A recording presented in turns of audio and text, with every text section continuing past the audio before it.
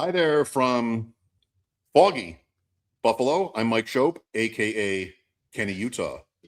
Thanks for joining us here on ADP Chasing. Our heroes are in position. Davis and Jacob. We will talk about all the news going on right now around the NFL. There's a ton of it, and I'll be sure to keep everybody posted on the Sharks-Sabres game. March 10th, 2026. This is ADP Chasing. Welcome.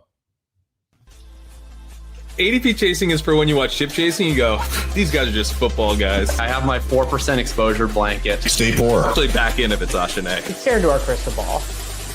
Close your eyes, all your entries are going to lose anyway. Yeah, that's fair. You're not going to tell me how this went. I was here. It's anti-cabal. It's the best ball thought leaders. I'm obviously lying to some degree because, I have a lot of both of these guys. It's the most disgusting pick you can make.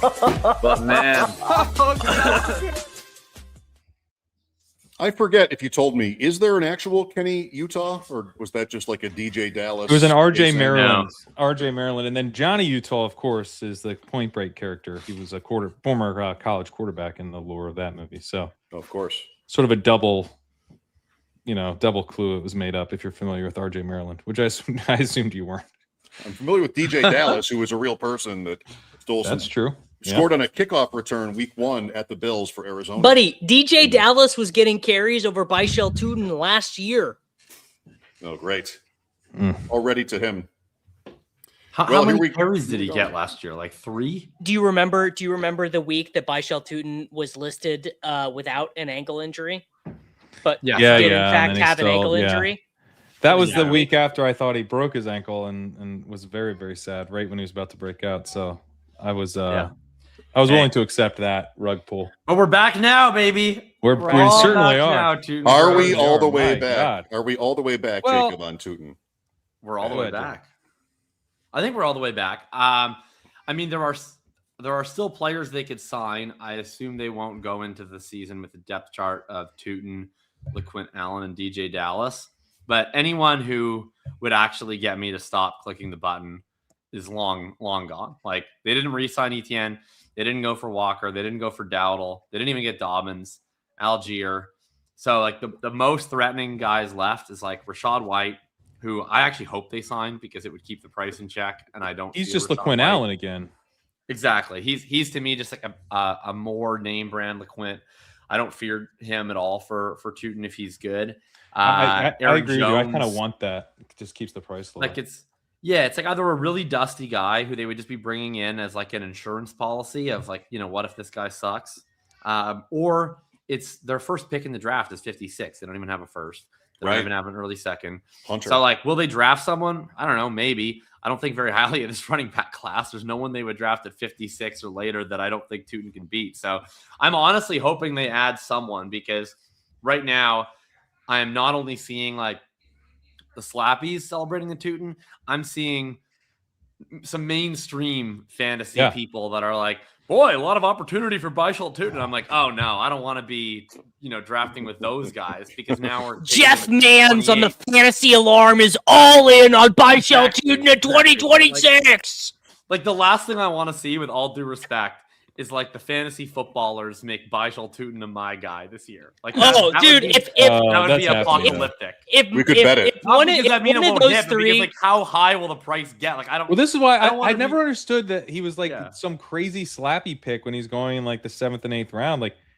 This was always. It seemed to me clear that they were most likely to let Etienne walk. Now they could have signed Dowdle, or they could have signed Allgeier, or any of these other guys. I wouldn't have said that was unlikely. But he was going to go up from here if they did that. The only way that he didn't go up was if they brought in Walker or they brought back Etienne. Once Brees was going to be franchise tagged, that obviously went away. So I don't know. It's just, it was to me, I enjoyed that easy layup that we got.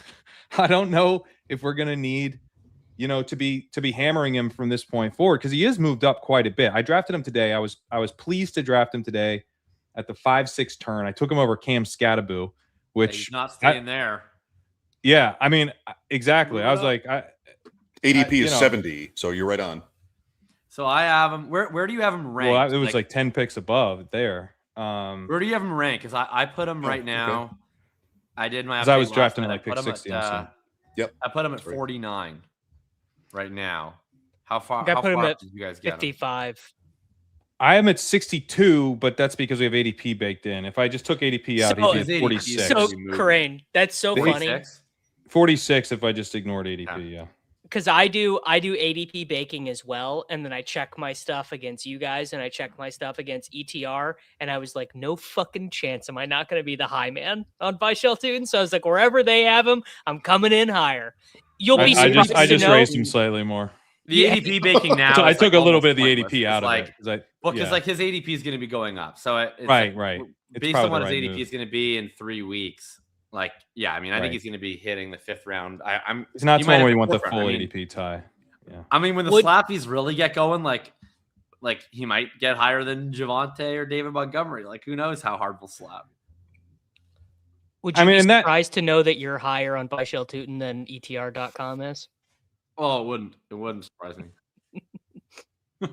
I'm surprised that you got the man's shot in without also including, and here are my top 5 80 sitcoms moments. Because you got to make sure when it's the heat of free agency to also cover all the bases. Correct. It's true. With the esoterica. Well, the first slide is running back heavy.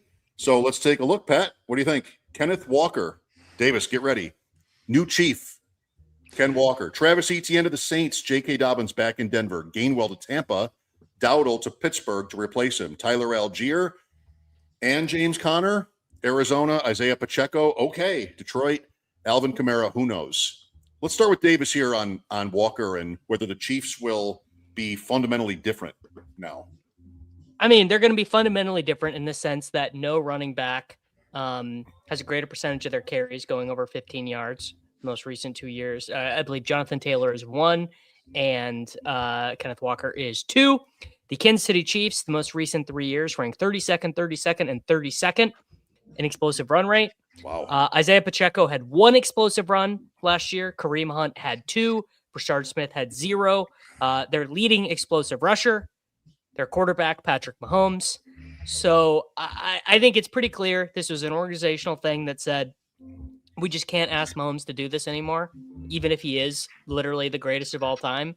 We cannot have the league's worst run game. Like, to have the league's worst run game is actually crazy. Like it is kind of crazy. It's you have to try. You have to try to be as bad as you do. City has been. With this good of a quarterback, like if you have to try. Like it took effort to get here. It took a first-round pick to Clyde Edwards-Helaire over Jonathan Taylor, and some other mistakes along the way as well. CEH, who, by the way, Davis got carries against the Bills in 2025 as well. I'm telling you, man, you have to try to be this bad. Do. And given the 2 options, draft Jeremiah Love with the 9th pick or pay Kenneth Walker $14.4 million with $28.7 million guaranteed. Given the state of their roster, I don't think it's close. Now, if this was Chris Jones was 28, Travis Kelce was 31, a fully healthy Tyreek Hill was going to sign for a veteran minimum, McDuffie's contract wasn't up, like all this stuff, like they were a good team, and it was just a weird year, I say take Love. But given the state of how much they just need, I'm telling you guys, there's going to be a 5th-round rookie that Kansas City takes who's going to be starting the AFC divisional round. Probably 2, honestly. Like, they are so hard up for good players. And I think this is really make the divisional round. God willing. He's a bull. He's an optimist. Yeah. Jacob, you had a good thread on this of this being a good signing. I'm very much aligned with you on this. Do you want to explain your thoughts? Yeah, I mean, look, I wrote thinking today was just Chiefs slobbering. So like it was right off Davis's alley. I just talked about how much I loved the McDuffie trade for them. I talked about how much I loved the Walker signing. Nothing but Chiefs optimism from my corner. I think it's clear to me, you just like what Davis was kind of laying out. Look at the free agent deals that are signed. We're going to get to the wide receiver slide at some point. You have to overpay, C players as other B players as other A players. Jalen Naylor got a contract that would be equal to top of the line running backs this year. You want to be spending your free agent money on the top end players at the undervalued positions, at safety, at linebacker, interior offensive line running back, and you need to be drafting your wide receivers and your edge rushers. I love what the Chiefs did there. And I think that Walker is just the absolute ideal fit. He has the number 1 yards per carry among running backs if they get 1 or more yards before contact.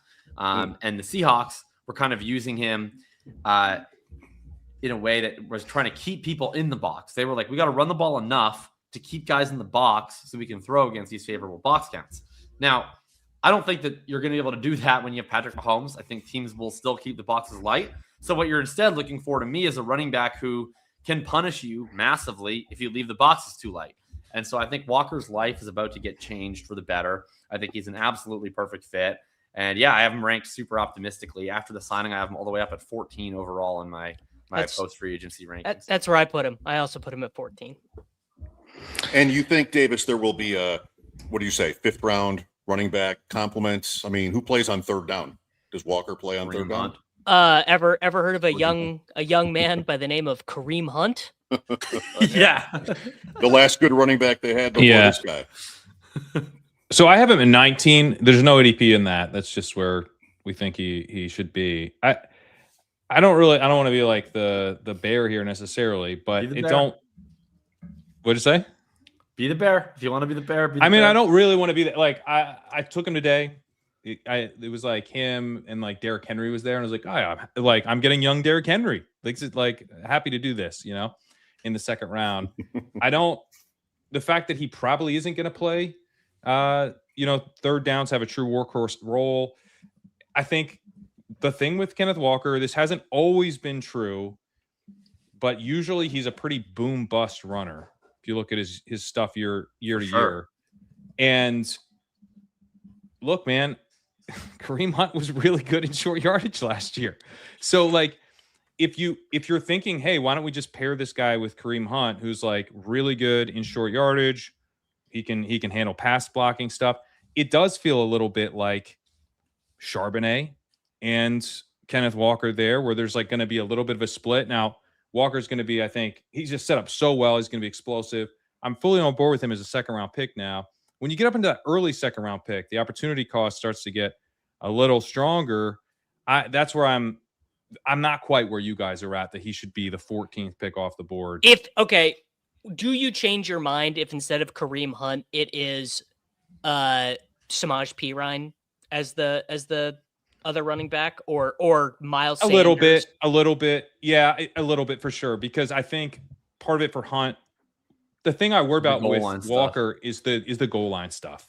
Like, am I having to deal with him coming off the field sometimes on passing situations, and he's not going to be in on goal line stuff. Like last year at a 37% success rate per NFL Next Gen, I think it was kind of in that range. Like, you want 40% or higher in that metric to be kind of like a consistent, in between the tackles runner that coaches are probably going to be willing to trust. And he just hasn't really been that guy pretty much his whole career. He did hit 40% 2 years ago. Before that, he was in the low 30s. So that's the part that just worries me a bit as far as spending, an early 2nd round pick on him. But obviously a huge winner.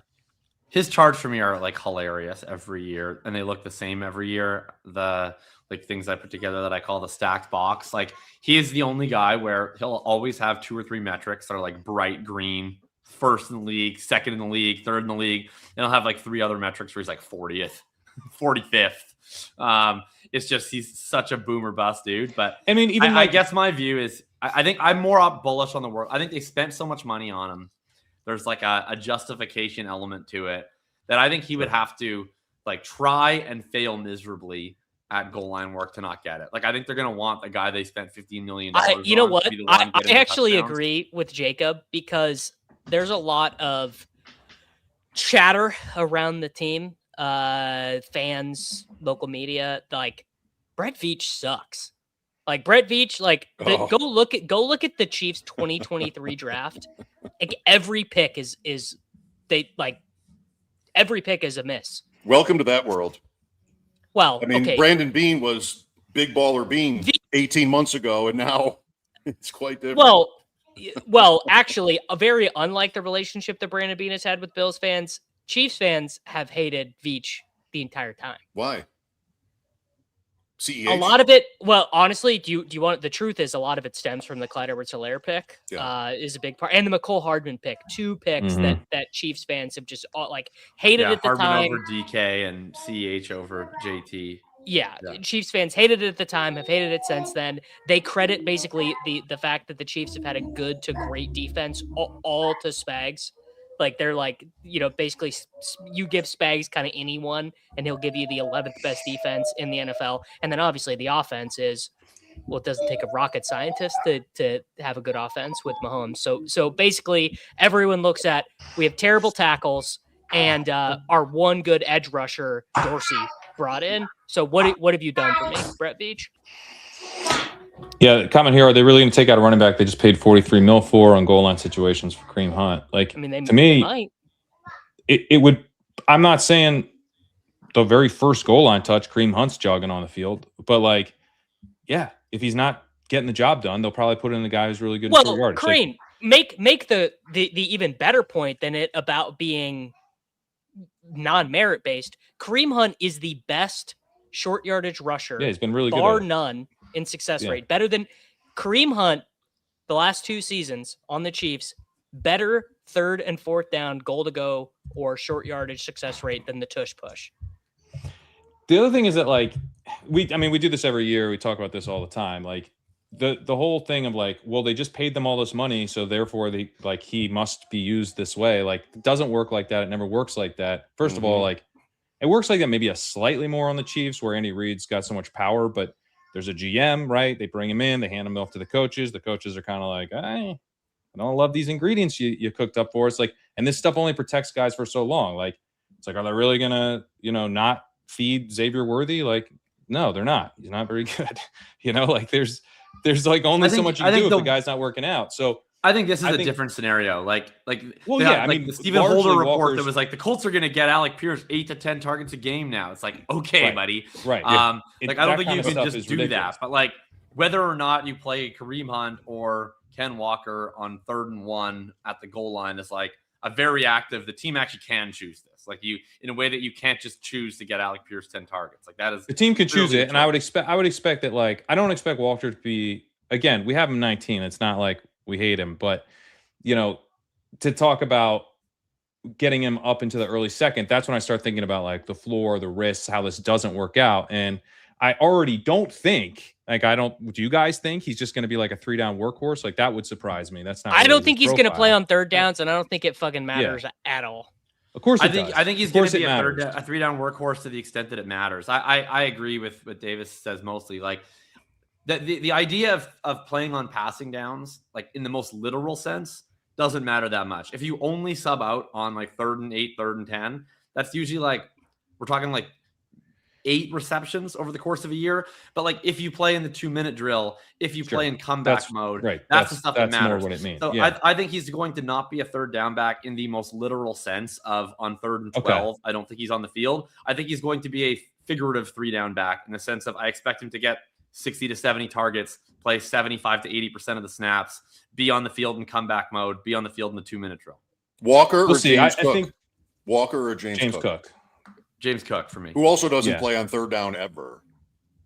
Yeah, I mean, Cook is different in that his raw snaps are always weird, although they were way better last year. But they run the ball so much, and he's such a focus whenever he's out there that we've seen it now enough that I kind of just buy it. It took me a while to believe that the Bills would make their team about feeding James Cook and having like Josh Allen be a secondary player, like, a counterpunch. But they're into it. I don't know why. It's dumb. Do you guys think they some part of this analysis is baked in with the fact that we all have Chiefs psychosis because they've had the weirdest backfield rotation in the league since Kareem Hunt got waived midseason for kicking a woman?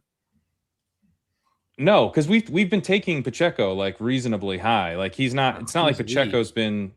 I mean, the market, like, Pacheco's been drafted pretty high. Like, the last point I wanted to make on the Walker thing is like Rashid Shaheed just got re-signed, right? And they're like, so Rashid Shaheed, like, what's the deal there? Like, he just like thought, he was such a huge impact, we had to bring him back. Like, such a huge impact. Yeah, there was a good coach speak index on that. Yeah. Yeah, well, like that, but that's, to me, like, that's that's part of the disconnect when we as like fantasy players think about this stuff versus NFL teams. Like they think Rashid Shaheed made a huge impact and they need to sign him to a new $51 million deal. Well, they barely played the guy. He like, did. Okay, so to be fair, what wide receivers cost. Like that's like if you want to keep Rashid Shaheed, you have to pay that. I mean, I think that's an excellent value deal, honestly, for what he brings, especially on special. Sure, teams. it's a solid deal, but like they paid Walker. Like they went out. When is the last time they've paid a contract like this to a running back? I don't think never in the Mahomes era, right? The only other major investment they've made was CEH as a first-round draft pick. Well, I mean, that's a pretty big investment, first-round pick, and now you're kind of like for sure. You know, they did play him a lot. He just sucked. Right, he did suck. Out of the gate, they gave him a ton of work. He was just terrible. I don't expect Walker to be terrible. I think he's going to be fantastic. No, but Walker's a very different back than CEH, who was coming out a receiving back. So like purely as a fantasy profile, like Walker, you know, like CEH, had he been any good at all, would have been very fantasy friendly, right? Walker, I think it's just a little bit, the profile itself, it's relying on explosive runs. And your point about him being such a great fit, I completely agree with. The explosiveness is what they need to add to this offense. They don't necessarily need a back who's there to do everything. They need a guy who they can hand the ball off to, who's going to hit explosive runs, and he will do that. Like, and that's why I think he's a good pick at the back end of the second round. When we start to think about like who's going to be a fantasy superstar worthy of an early second round pick, I'm kind of like, there's a few other guys I'd rather bet on than him. Let's get to Etienne. What is your read on what New Orleans wants from him? They wanted Alvin Kamara, but instead of being 30, being 26, like a kind of chunk runner. I guess, I mean, obviously Etienne's peaks are nowhere close to Kamara's peaks, but I think that Kellen Moore's best offenses have had a running back sort of like this. His worst offense was the Chargers year when Eckler was past it. Kellen Moore has engineered offenses that has led the NFL in points scored twice, 2 different locations, kind of like that. I've always been a Kellen Moore slappy, much more than the market after everyone soured on him. So I'm personally pretty bullish about this, although we do have the dangling participle here in the sense that Alvin Kamara has not said he's retiring. He's not said I'm going to be a Saint. He's not said I want to be traded. Like we have no clarity here on him. I am imagining Kamara not being on the team, but kind of a bummer for Kamara to play elsewhere. He did say last year he would retire rather than be traded. He did. Yeah. Now the reality is hitting. It always does. Eventually. And he'll be giving up a lot of money to not play, right? Because his contract is so big. Yeah, they restructured it so that their cap takes less of a hit this year if he goes somewhere else or retires. So there's a lot of smoke that he won't be on the Saints at this point. I don't know. Like the tough part for me to read is it because he's going to retire? Is it because they're going to end up trading him elsewhere? It could be the type of thing where they just sit on it, see what happens after the draft. Maybe there's a team that, thinks they're going to, maybe he goes to Jacksonville or something like that, like there's a team that's like, oh, we kind of struck out in terms of getting anybody else here that can be veteran depth. Please give kind Alvin of amazing, Kamara right? to the Jags. Yeah. That would be but nice. Like that type of backfield, will probably exist. It might not be the Jags, but right. Someone would probably be like, oh, now sending a 6th for Kamara doesn't seem so bad because we didn't get Vegas. The draft. I mean, I'm not getting my James Conner to Vegas. Please give me. Yeah, Vegas would be good. Kamara next to any running back I would like to draft, please. Vegas would reunite him with Kubiak as well, so that would actually work out. Yeah, I'm rooting for that one. Yeah, I think Etienne's a solid pick now. I don't really have any super strong thoughts about him. No, I have him ranked the exact same as you at 32. I think of him similarly to Josh Jacobs. I think he's going to get a ton of work. I think he's going to be fine. He's not going to be like uber efficient, but he's going to get all the goal line work. He's going to get basically all of the work for the New Orleans Saints, I suspect, and probably be like in the 15, 16, 17 game range. Can I be the voice of the boomer here sure. on Dobbins?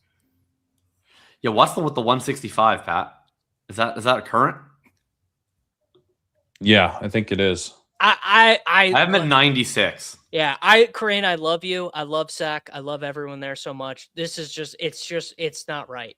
He's got to be at least in like the 110s, I think. I know he sucks. I know Sack is. Wait, he doesn't suck. He doesn't suck. J.K. Dobbins? He's like one of the most efficient runners in the NFL every time he's on a football field. All right, I got him up a bit. And I know Sack is big on this. Isn't he like minus money to just outscore Harvey next year? Yeah, like he did all of last year. No, he's not. I don't think he is. He just suffered another season-ending lower body injury. He suffered 17 of them, and every time he comes back, he averages 5 yards a carry. That runs out too. We just never have to worry about lower body injuries with J.K. Dobbins. He's the only guy that doesn't. Well, he always makes it through a season. He's going to get injured again, but before he gets injured again, he's going to average 5.1 yards per carry. Okay, I mean, sure, you're probably right.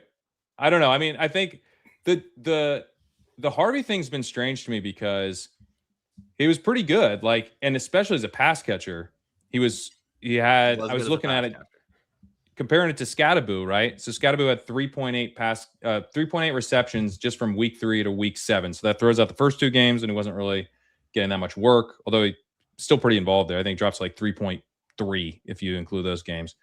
And then you throw out week 8 because that's the game he got hurt. Didn't have a ton of carries, or receptions. So he's like, Harvey's at 3.4 in the non-Dobbins games. He was like 1.39 yards per route run. Pretty good. Not like amazing, but like pretty good. We're talking about a rookie who was drafted in the 2nd round last year. And then you've got J.K. Dobbins, who, relative to some of the other options here that the Broncos could have brought in, I do not find very scary. Again, this guy keeps getting hurt and is coming off another injury, a foot injury, where he might not even be ready for week 1 potentially. So, we knew they were going to add somebody. We've had, in our stuff, we've always had room for another back here because they made that crystal clear they're going to add somebody. But they maybe seemed like they were interested in Etienne or Walker or whatever. That would have been, I think, a pretty big problem. This, I don't know. I'm not that excited to chase Dobbins. I'm really not. I'm not. Probably are a little too low, but 110s, you guys can have him. I'm not interested in that. I'm not excited to draft him, and he won't be a big part of my portfolio. But I think if you can't ignore him. If you are projecting, he was 3rd in the NFL in rushing yards when he got hurt last year. Yeah, you can't ignore him, Davis. Is the point? It wasn't a timeshare. Yeah, he was just the Broncos running back, and Harvey was like a pass catcher. Harvey was Pierre Thomas. Yeah, Harvey's role was fun, and he was good at that role. I agree with everything that you said, Pat. I think he was really fun as a pass catcher. He had a few really nice breakaway runs. I loved Harvey as a prospect, but overall last year, he was not good as a rusher. Vision issues, struggled. Success rate was terrible. A lot of the creation metrics were really rough. And then, Dobbins got hurt and Harvey took over and he had a really fantasy friendly role, but they played the Bills in, apparently the Max Crosby trade is over as we're discussing this, which is wild. The Baltimore Ravens have backed out of our trade agreement for Max Crosby. We have no further comment at this time from Adam Schefter, and it is the real Schefter account. It's not Adam Scheffler. Rappaport at the same time as always. Wow. Well, that's wild. Anyway, I'm going to let's get back on the Broncos. But my point is they went into the playoffs. They played Buffalo, who hemorrhages yards on the run. They didn't want to run the ball at all because they didn't trust Harvey to run the ball. The next week, again, they didn't trust him to take on a full rushing workload. And then all offseason, instead of it being Harvey showed some things, we can't wait to put more on his plate going in for year 2, it was running back is a major need. We tried to trade for David Montgomery. We didn't get it done. We tried to sign Travis Etienne. We got outbid. We gave J.K. Dobbins $8 million guaranteed, and are expected to add another running back in the draft. It seems to me that I don't know if they hate Harvey, but they don't seem to have any intention of expanding him beyond his satellite role is, I think, a reasonable read.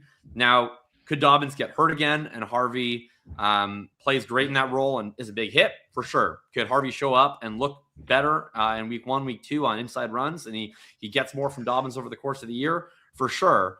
But I think that their plan is J.K. Dobbins is our lead running back this year, and Harvey's a change of pace guy. I have Harvey ranked ahead of Dobbins, but I think Dobbins should be drafted as a guy who's going to have a really major role, not like as a backup.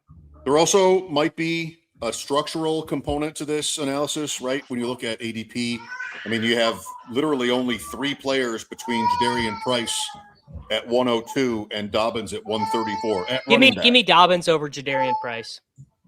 Easily for me. It's very. No, I want Jadarian Price there at running back in those 2 or almost 3 rounds, I would say.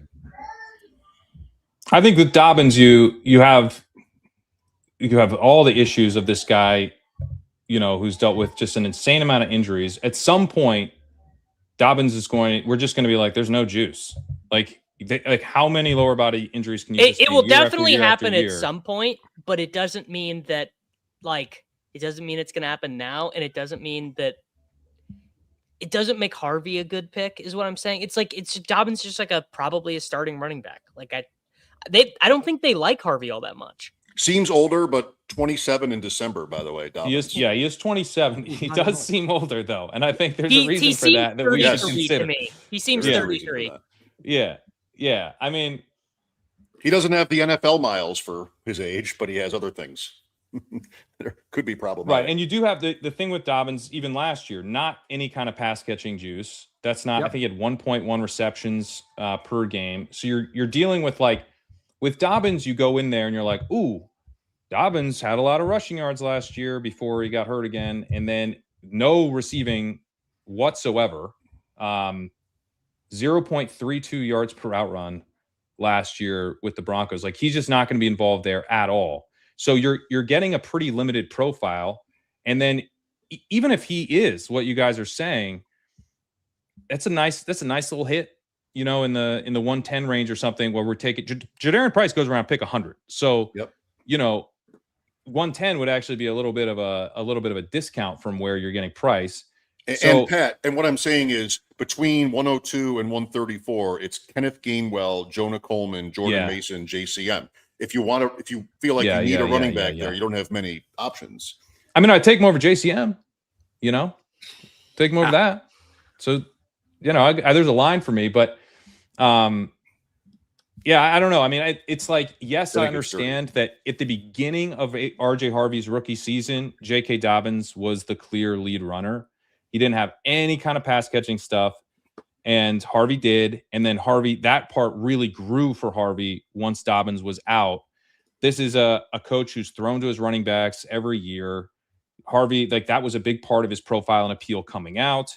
I recognize that he isn't a very consistent runner. He's going to be a boom bust runner probably his entire career. His success rate was a legit red flag last year. Harvey's success rate was a legit red flag. Wasn't a very efficient runner. This makes sense as far as putting a backfield together, but I don't think that Dobbins is a very great bet to hold down what he was able to do in the beginning part of Harvey's rookie season, in Harvey's second season.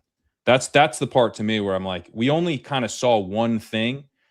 We never saw what happens after Harvey gets a chance to spread his wings a little bit. Well, what happened after Harvey decided to spread his wings a little bit is the Broncos said, we are going to make damn well sure that we add as many running backs as possible. Not that sure. They didn't. I mean, they could have paid $15 million to Kenneth Walker. They could have a little more sure that. I mean, they were in on $14 million to Travis Etienne. Widely reported being in on Etienne. They did try. I'm to sure they were in, but I don't think they made. And they damn did sure sign Dobbins, and it's also reported they're going to draft another running back. Who? Another running back in this class means almost nothing unless they literally take Jadarian Price. It doesn't mean right. Well, it doesn't mean we're talking day nothing 3 in the sense stuff. of that's why I'm happy for J.K. Dobbins in his price. But to me, it just communicates that they're not looking to spread RJ Harvey's wings. They're viewing running back as a major need for them. Yeah, I don't think that. Again, I think this will be a committee, but give me the guy who I think is a much better bet to be explosive at this point in their respective careers and catches the ball. Give me that guy. What are we doing with straight up? Sure, but I don't know. What is the gap between you that you have them in picks? 100? I just think that's really, really wide. Yeah, I moved Dobbins up a bit. I think the Harvey. I'm pretty happy with where we have Harvey. Where do you have Harvey? Curiosity.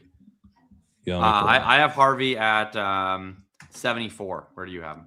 I'm at 67. Okay. It's really Dobbins. We're further apart. Where it's really Dobbins we're arguing about. Yeah. What are we doing with Arizona? I'm an Allgeier guy. I mean, Allgeier's the only one I would draft, but I'm not the upside of an early down running back on what might be the worst team in the NFL is pretty rough. But he deserves to be, I think, clearly the lead in ADP. Do we even have reporting on how much of a pay cut Connor had to take to stay with? I still have not seen anything. I'm guessing it was a ton based on them signing Allgeier. Yeah, I don't know. I think it's a bit of a mess, but I would take Allgeier. Yeah, a lot. I mean, I think I had Allgeier at 102, so almost exactly aligned with where Pat had him. But where I have him at 106, and I don't even think I have Connor or Benson in my top 200. So Connor, we have at 140, and I still think is a pretty solid pick. Wow. Okay. Yeah, I may be moving him to 150, but I would take Connor. I mean, I would have no interest there. I think he could just get caught. See, here's the thing, though. So there was Deepak Chona had a tweet about Benson saying he never returned from this meniscus tear, which is a concern for potential like cartilage stuff, especially. Benson's a 0. I saw that. I think Benson's undraftable. Yeah, I'm not interested in Benson. And I was taking some Benson before because I was like, oh, maybe this is his backfield. Obviously, that's shifted big time, and I'm not interested in chasing that at this point. I think Benson is the loser here. I think when you have a guy like Connor in a situation like this, right, we're like, oh, Benson, once Benson gets back, he's probably your lead back. And they're like, let's renegotiate with James Conner and get his number down so that this makes sense. And then let's go get Tyler Allgeier. And again, this is a very thin running back class. So in a lot of these cases, if you're not taking Jeremiah Love, we're talking about like maybe one landmine in Jadarian Price, maybe two in Jonah Coleman. There's not a lot of like guys who are going to come shake up backfields in a huge way. I think it's probably Connor as your kind of contingent handcuff backup here. I don't think we can expect much from Benson. And then Allgeier, I mean, this is a 2-down run. This is a guy in the Dobbins mold as well. So with Connor, I think you potentially get some pass catching stuff too. Again, though, I am kind of treating Benson like it's not happening. See, I think I'm viewing it as one of Benson or Connor probably isn't on the team. And the third down running back is a running back to be named later. Because we haven't seen Connor do any of the pass down stuff in a long time. Like he hasn't done that in Arizona ever. It's like back to Pittsburgh that he was playing on third downs and 2-minute stuff. Like that was Chase Edmonds' role initially. It was Benson last year. The year before it was DeMercado was playing third downs. Yeah. So like I don't know that that's Connor stuff. Like I think I would view it as Allgeier is the starter, but he's like a very low value, empty calorie starter. Yeah. Connor, I think, is the backup with a chance to maybe mix in. But it's like, is this my favorite handcuff in the world? A 31-year-old on a terrible team with an early down profile. Right. Like coming off a major injury. Like I'll take any other backup actually. Is it? Oh, and I'm not even that 100% sure he's the backup. It could be Trey Benson. Like I would way rather have like Tank Bigsby if I'm just taking a backup than James Conner. But are you sure he's the backup? Like the big question is what are they doing? So it's Brissett. Like, okay, fine. I mean, you don't have a better idea. You're going to win 4 games, 5 games again. Why would you need either of these guys? Like, what's the point? Why wouldn't you just sort of roll out rookies and flash? And I don't know. I'm with Jacob on that Allgeier analysis. What do you need James Conner for? I mean, just retire his number, have a ceremony, get on with it. Well, if Benson's nothing, then that's what you need him for. You need a backup running back. Yeah. For what reason? To get 8 carries and a 30 I thought loss? Connor was getting cut. Like I thought Connor was going to be elsewhere, and they renegotiated the deal so he could stay. That to me, like I know that they could still cut him, but why do that if that's the plan there? Maybe they're going to see what happens in the draft. They'll cut him after. It's definitely possible, but I don't know. It's why bother with any? I'm not saying it's likely he'll get cut. I don't know. I think I guess I'm just looking at it as Allgeier is the starter and one of the least valuable starters. I think whoever is the RB2 is one of the least valuable RB2s. And I don't even know 100% sure who it is. So, like, why would I want to draft the Arizona Cardinals RB2 is more my take on it. Well, we've covered a couple of the next slides already. Kansas City's backfield with Kenneth Walker, if you want to take a peek at that.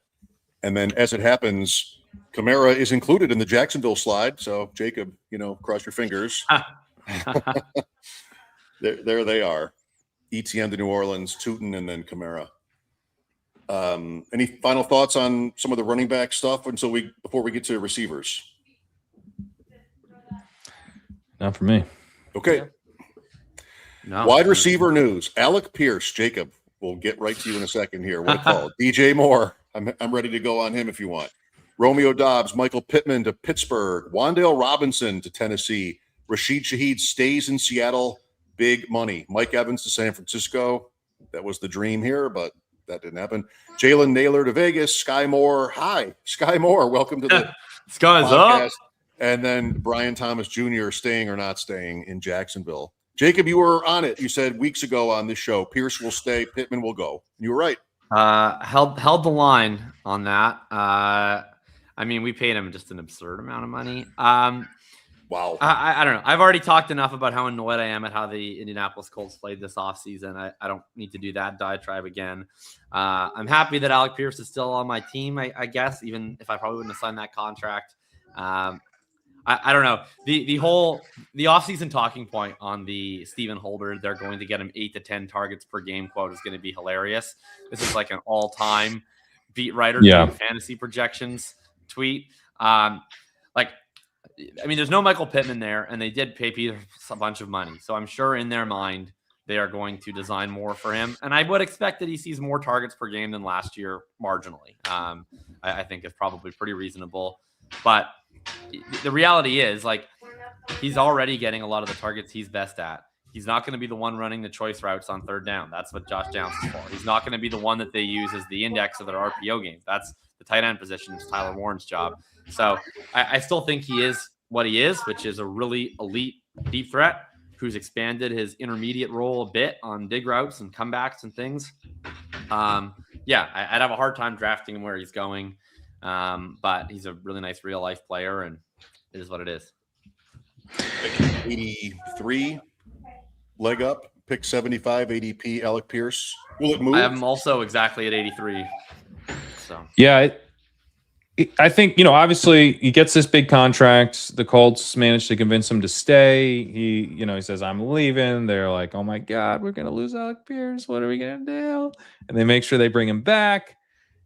I mean, I do think they probably have an offense that's a little bit more Alec Pierce focused. It would be hard not to. They got rid of Michael Pittman. I don't think literally every Pittman and I don't think every Downs and Warren are going to be soaking up all those Pittman targets. Some of them will go to Pierce, right? So, yeah, I mean, at the same time, I mean, he's kind of who he is. I saw Matt Harmon charted him, and he was like, yeah, it kind of looked like Alec Pierce. He's Alec Pierce. I don't think that you can kind of just make him a number one. I know he's talking like he wants to be a number one and all this stuff. I'd be a little bit more interested if he had gone somewhere else. I don't know. What's the state of the Colts right now, Jacob? Daniel Jones wants $50 million a year. Well, are you going to rescind the tag and sign Kyler? What's no, we're going not. on? Well, we're not going to do that because we're not smart. I've been consistent on this, and I think I've been backed up. Is that what we're going to do? Is we're going to sign Daniel Jones to a contract we shouldn't, and he will play week 1 and play badly. And I maintain that point of view. You've been pretty good. Nothing that's happened this offseason has pushed me off of. They're that signing position. Pierce and they're tagging Jones. Here we are. Yeah. I did say we're signing coming Pierce, from a great place, Pittman, and we're irresponsibly signing Daniel Jones. And I maintained that throughout. You didn't cut Pittman, but you traded him. We'll give it to you. We traded him for nothing. For nothing. So we basically for nothing. Yeah, we traded him to turn our 7 into a 6.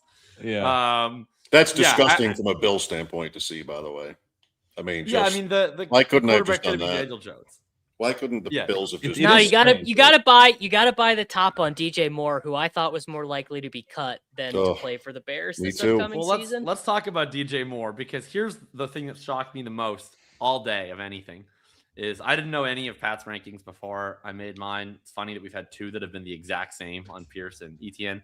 I have DJ Moore ranked higher than legendary upside. I never thought I would have DJ Moore ranked higher than anyone. My least favorite player in the National Football League. I have him all the way up at 200, or I have him at 69. Nice 69 ranking for DJ Moore. So why do you hate DJ Moore so much, Pat? For once. I mean, I'm going to move him down. Yeah, you should move him down probably is why. Because this guy's not – it's been so bad, man. And then, like – I mean, I've been so right, is what you're saying. You've been so right. This guy, he's given up on routes. Like, it doesn't make any sense that they did this. I know that this is one of those classic, the comment earlier about like, well, they just paid all this for him. Like, they surely have to use him. Like, these rankings are for BBM and Big Board and those types of tournaments. We're playing where, all the money's at the end of the year. It's like the commitment that an idiotic GM, let's be honest. I mean, this guy has no idea what he's doing. And it just doesn't mean that much once we get to the end of the season. It'll be helpful in the beginning of the year. I'm sure they'll have some plays drawn up. We're going to see some cool, it might be kind of a cool screen in week 2, but I don't think that stuff's sticking around. And Moore he's fallen off a lot. Like, he had 1.24 yards per route run last year, 1.44 the year before that. Last year it was in a Ben Johnson offense like that. This is a pretty favorable place to play football, and he was useless. And so then he goes to a much worse offensive mind in Joe Brady. Like, I don't think Joe Brady's like bottom of the barrel, but he's not Ben Johnson. And yeah, there's targets for sure, but like on plays where they're all on the field, is DJ Moore better at earning a target than Khalil Shakir or Dalton Kincaid? We've got health stuff with Kincaid. We've got route stuff with Shakir, but I'm just like, what am I even getting from a talent perspective here at this point? Well, and also here's another thing. The catchable target rate stuff gets brought up with DJ Moore a lot. He's ridiculously hard to throw to because he loves to improvise on his route. So he's never where you think he's going to be. He's where he wants to be. Great trait. And so the catchable target rate is always going to be a little bit wonky because you're playing a guessing game with where DJ Moore is going to be on the field. But anyways, DJ Moore 2020 through 2023 was maybe not like an elite wide receiver 1, but was at least like a lower end NFL wide receiver 1. Has always been great as a ball in hand after the catch player, but also was like a legitimately good, if not elite, man coverage beater, could play any of the 3 wide receiver positions on the football field, could win intermediate, could win deep. That stuff has mostly been what's dried up. Like, you take away the fatigue, effort, route improv stuff that drives me crazy. Like, just watch him in reps versus press man coverage on the outside trying to win deep. He doesn't win consistently anymore in the way that he used to in 2020 through 2023. And so he's kind of a intermediate elite ball in hand yak guy, which is funny because the Bills have built an entire team of short area ball in hand yak guys. Out of that. So if you were to say like, we need to go get a guy who can actually win deep and intermediate and do the true wide receiver 1 things, I just don't think that that's DJ Moore. I think he's like closer to Deebo Samuel than the way that he is perceived. But I mean, it's obviously for his specific fantasy value, it's an A+ landing spot. You couldn't ask for a better opportunity than Buffalo. So I've moved him up, but I don't love the real life signing for Buffalo. And I doubt that I'll be ahead of ADP on him where it ends up. Because I mean, I've seen a lot of people already saying the other side of the slapsis is all in on the DJ Moore will outscore Luther Burden this year. DJ Moore is going to be. I've seen people saying I don't even think that side of the slapsis this year. I don't even think that side of the slapsis believes that. I think that is like a death rattle. Like, you know, when someone dies and then they'll hear the breath coming DJ out Moore of them. outscore Luther Burden. Those people are have been those people have a lot of wins over our side of the slapsis. So maybe they're just feeling very confident. But I don't even think anyone actually believes that. Like, Luther Burden is actually such an insanely good fantasy pick. I bet even big fantasy will get into Luther Burden could be a first round pick next year. Like Matthew Berry will. Yeah, I think you're right. Like Matthew Berry will be in on Burden. The footballers will. Can he not? We're behind ADP Please on don't. Burden. Like, Burden isn't. Oh, come on, Pat. We are. Fucking We're slightly throw us behind. fine. 43. What? We're what two is picks your behind ADP. what ranking do you have on him, coward? No, we're one pick behind. Our ranking's 44, and he's an That's ADP of 43. ridiculous. What, do you have values anymore? Do you believe in something? I haven't I'm ranked. 36, I haven't I'm ranked gonna move him up. 38. I'm 36, so I shocking. You were panicked that you might actually be slightly behind ADP. Oh, as well. whatever Davis would have said if I needed to move him up, I would I have. was just gonna move him up on the fly. Oh, I would have. I'll put him at 1 if I have to. Well, just I want to say generally about Moore from the Bills, from our standpoint here is really it's an upgrade, of course. All the things you guys have said are points well taken. It's just an incredible price to have to give up a second and you get a fifth back. It's an incredible price to see Pittman go for what he did. And I would have liked that more in a vacuum, no pun intended, than DJ Moore. So I would rather have Michael Pittman than DJ Moore straight up. Yeah, they went into free agency, Pat, with the second highest cap number at wide receiver in the league behind Cincinnati, and nobody thought they were good. And then they cut Curtis Samuel, and now it's still fourth. So it's crazy. Everybody like overpaid by 2.5x or something, and they had to guarantee DJ Moore for 3 years at his price. I think it's just it's a weird move too, because like to me, if you're gonna do this, I think Pittman. It sucks that he went to the Steelers.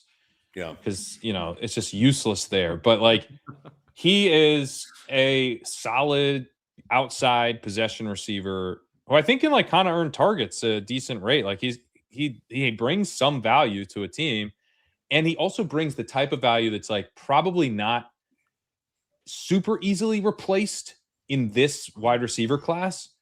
I would compare him to like a Jacoby Myers or something. You're like, hey, look, a professional receiver. He's not like that great, but he's like pretty solid. Let's add him to the crew and he'll like help take pressure off the quarterback. And then if you want like a burner or like a guy who you can do like gadgety stuff with, there's both exist. Like there's like 3 or 4 of each in this receiver class. So why not just like trade a 6th round pick, not even for Pittman? You get 1 year of him. You can re-sign him if you want, which or they just let him walk. Pittsburgh. Mm-hmm. Yeah, right. But that's your choice, is the Bills. And then get a Ted Hurst if you want to. Get a Zachary Branch if you want a guy you can throw underneath stuff to. Or if you want go routes, you get Hurst or Brazel or there's so many of these guys who like if you just want some juice in a specific area, like a guy who can maybe grow into a bigger role over time, but like starts out just like giving your offense this punch in this one thing you're missing. You can spend a 3rd round pick and get a guy like that this year. So I don't know. That's all. That's right. This isn't going to make you feel better or any Bills fan feel better. But Davis, you'll like this. Number of players, coaches, and maybe I guess management that the Bills have brought in that have Carolina experience since Sean McDermott showed up in 2017. This is getting the band back together. This is like how I assume they do this in the NHL. This is a very common trope in European soccer where managers move quite freely. Guys will just like coach a team for a season, then leave, and they'll do it time after time. And every time they leave, they'll like get like their favorite binky like defensive midfielder to come with them. This is like Pep Guardiola would always bring his guys. Yeah, the number is 50. And we have Kyle Allen for the second time around after last night. Whatever the number I thought it was going to be, I did not think the number was going to be 50. I had to get it in. Oh my God. Whatever. Just some names. Hang on. The Buffalo Bills recreating the 2020 Carolina Panthers in the aggregate is not what I thought that their goal should be. I agree with that. Now, Shoke, what about the Bills backing out of the DJ Moore trade? Do you think they could pull that off? I don't know. I expect to see a picture of DJ Moore with a pen in his hand tomorrow on the official first day of the new league year, but maybe not. Maybe there's a physical. Apparently, it was a failed physical for Crosby. What else could it be? That gives you some hope, I think, for Moore once he gets around to taking that physical. Come on. I mean, this is my biggest issue with Joe Brady just generally. I think it's it always feels like he's very stubbornly wanting to do things his way and kind of folding everyone into it, and it fits in with everything that I think of Joe Brady to be well, I've been told we need to add a wide receiver. I know a guy. I worked with this guy 5 years ago, so we're getting him. What's the cost? Sure. Oh, don't you want to hear any of the other options? Nope. No, this is my guy. That just feels kind of how he operates. We need a guy who can do these things. On his guy. Yeah. And it's not a value equation. It's just we're gonna get our guy. Wait, we have to trade a second round pick to give 2 years, $49 million guaranteed for DJ Moore. Oh, and we're gonna also guarantee another $13 million in 2028. Yeah, sure. It's just it's a wild. I mean, Davis, it's a great list. I'll send it to you. 50 names. I think my favorite name of all is new Bills senior assistant John Fox. John Fox. Why would John Fox not be involved? You have to have John Fox in a situation like this. I mean, there is something with the DJ Moore thing where in 2012. He would have been a third or fourth round fantasy pick off of this move, right? It's hey, it's DJ Moore, man. He's going to play with Josh Allen. So maybe I suppose because he's so discounted from the ridiculous price that maybe he could pay this off just based on them designing the offense around him. But I don't know. This is the type of bet to me that we don't want to be making. This is a big downside element to this. And it's honestly hard for me to see the true upside of it because it relies on stuff from literally 4 or 5 years ago at this point. Can we talk Brian Thomas? Sure. What's the play? I mean, is he gonna, you have him at 71, Pat, ADP's 58.5. We had that he was being shopped, and then we had that he is not being shopped. Today, if he's still on Jacksonville, which has got to be the likeliest scenario, what do we want to do? End of 6? I have him 66. You have him 71. Yeah. How can you not draft Brian Thomas at the end of the 6th round? I'm doing a lot of it. He goes at the end of the 5th. Okay. Well, yeah, that's where I have him ranked. I'm doing a lot of it. That's where I would like to take him. You would like to take him at the spot where you have him ranked. I'd love to take him at the end of the 6th show. Seems good. Yeah. Davis, what? I mean, I would like to be a huge BTJ guy. Dude. Yeah, I would too. Profile, whatever. But why is there so much smoke if there's no fire? Mm-hmm. It feels because the fantasy football community is driving it. The fantasy football community is the only ones talking about whether Brian Thomas is surely not Connor Hughes and Diana Rossini. And that's not. I think he's in a league. I think Connor's in a league, Jacob. He's in a fantasy league. I think he's in a fantasy league, so that's why he's talking about it. Yeah. What's the bit? We do not want to trade Brian Thomas Jr. shirt is answering all the questions that you already have for us. Is the situation here?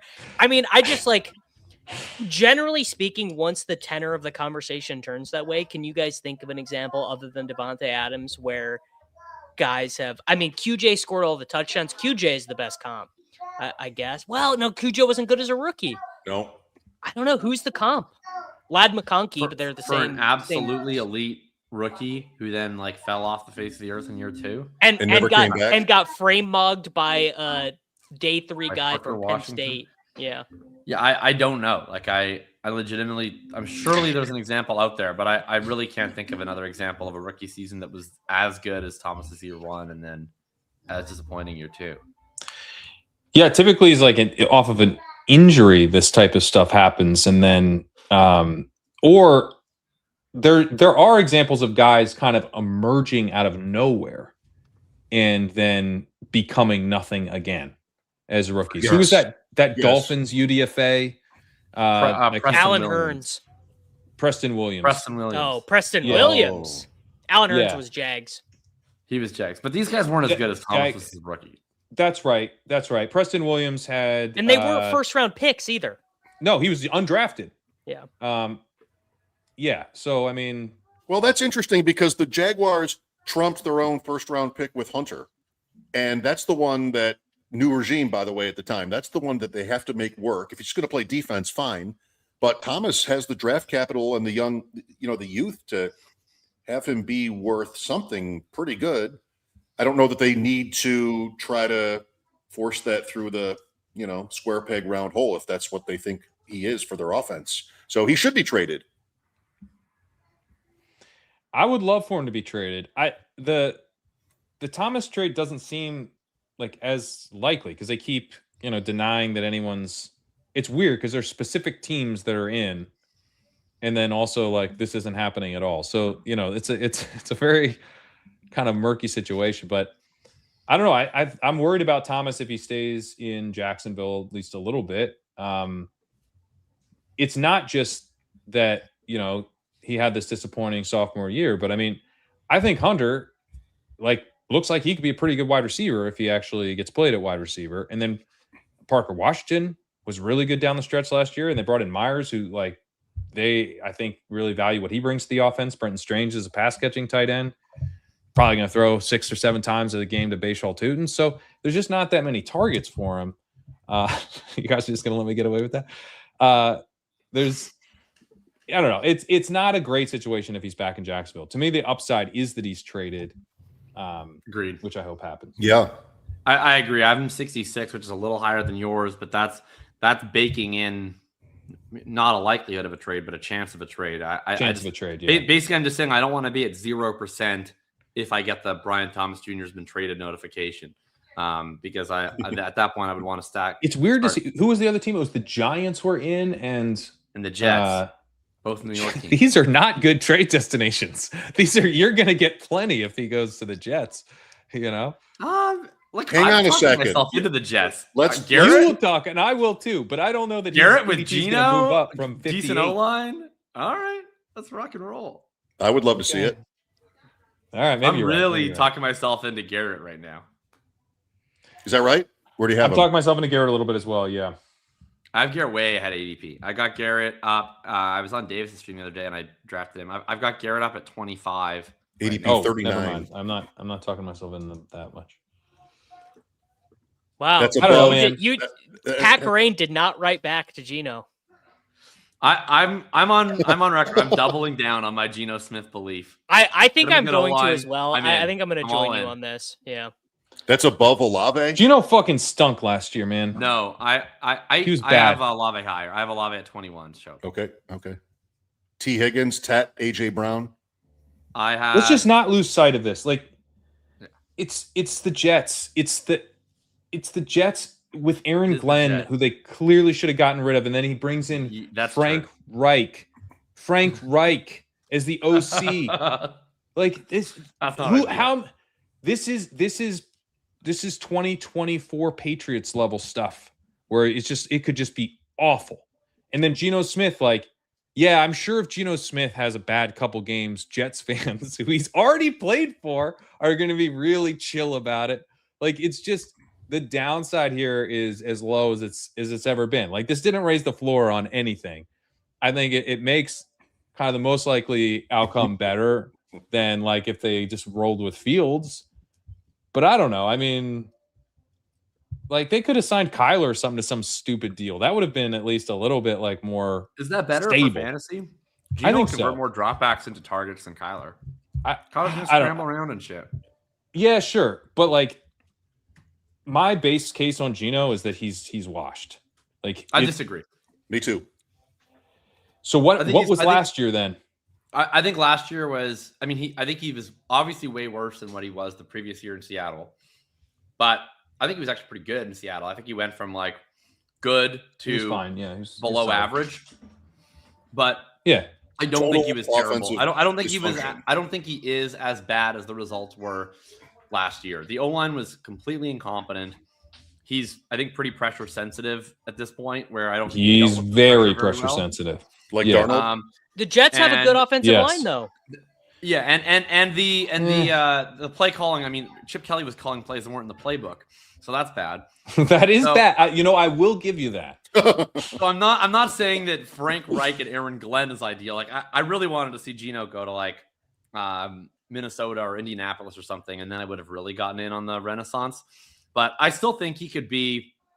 I don't think he's like as turbo washed as people think he is. I don't think he went from being like a like the 12th best quarterback in the league to like the 70th overnight. I think he can be like the 24th best quarterback in the NFL.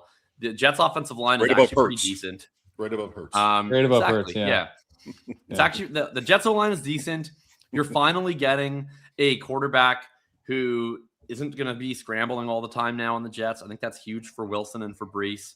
I'm pretty optimistic that they can be like semi-competent.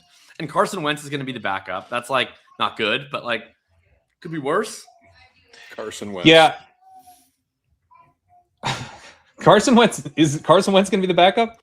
Yeah, because Frank Reich like has the like they go to. Is that just a connection, or did he get signed? Ideologically aligned? No, ideologically he hasn't been signed yet, but it's been okay. But it's going to happen. Plan. Got it. Okay. Yeah.